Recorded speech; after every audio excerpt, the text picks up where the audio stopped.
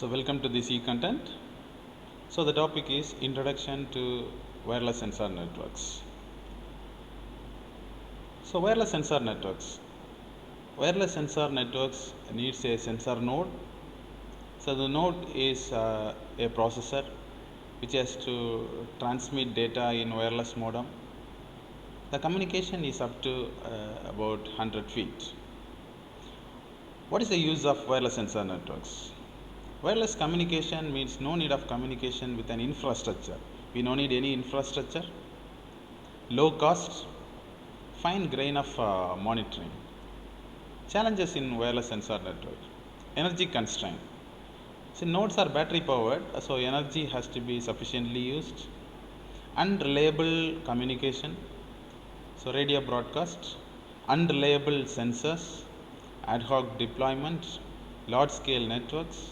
Limited computation of power and distributed execution. These are some of the challenges in wireless sensor networks. So let me give some applications of these wireless sensor networks. Ecology monitoring. Monitoring the nesting behavior of birds.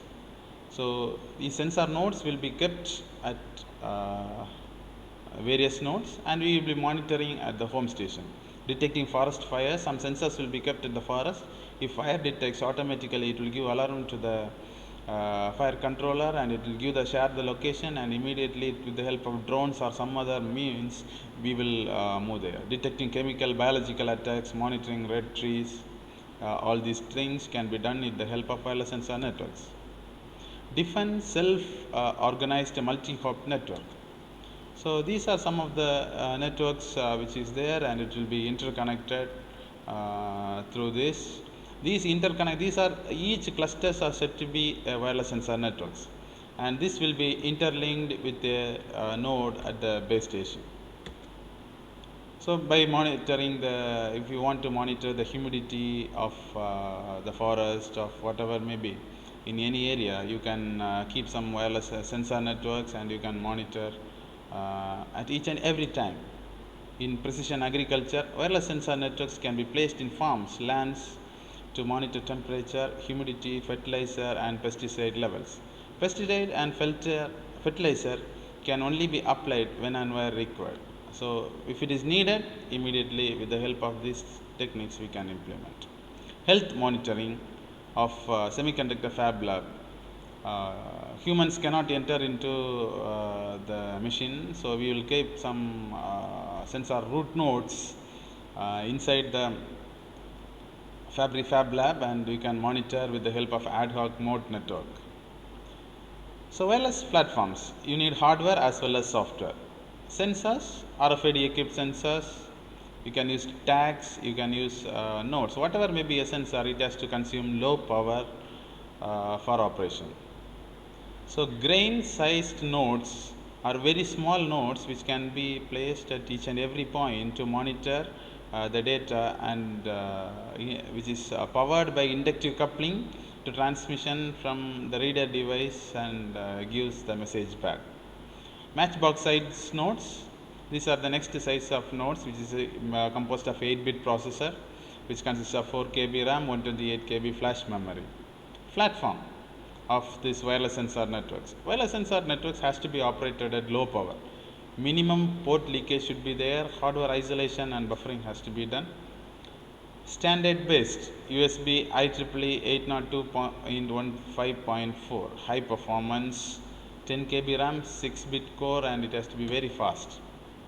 Operating system, TinyOS. Most popular operating system for wireless sensor network is developed by UC Berkeley.